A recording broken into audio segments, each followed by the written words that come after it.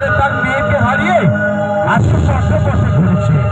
কিছুক্ষণের জন্য সেই মেয়ে হারানোর কষ্ট নিয়ে সাপুরের ভূমিকায় আজকে ছোট্ট ভাই রাজু ভাই।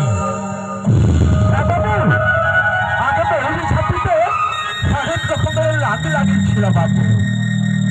দিন বাজাইতে শুরু করলে ওরা ফস ফস করে ওদের মনের কথা কইতো বাবু।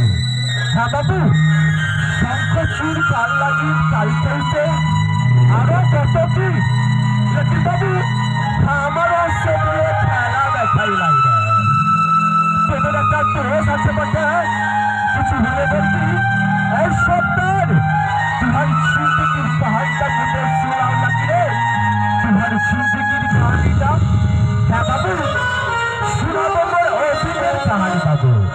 অধীন বাবু ছিড় করে বাতাস বইছিল, ওর জুয়ার পেটিটা কাঁধে পড়ছিল, কোথায় ফুল বেঁধে পায়ে আলতাটি পরে গেছিল নদীর পাড়ে বাবু জল আনিতে।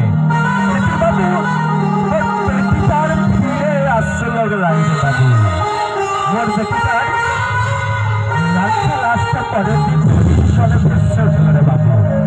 শহর থেকে বাপুগুলো এলো আর গ্রাম থেকে বাপুগুলো এলো, আর শহরের বাপুগুলো ফটোয় কয়টা দাগ করে ওর লাঙ্গা পেটির ফটো তুলে নিল আর বলল এই সন্তান তোর পেটি সব খাইছে না বাবু। না বাবু, ওর পেটিকে সব খাইলে রে বাবু।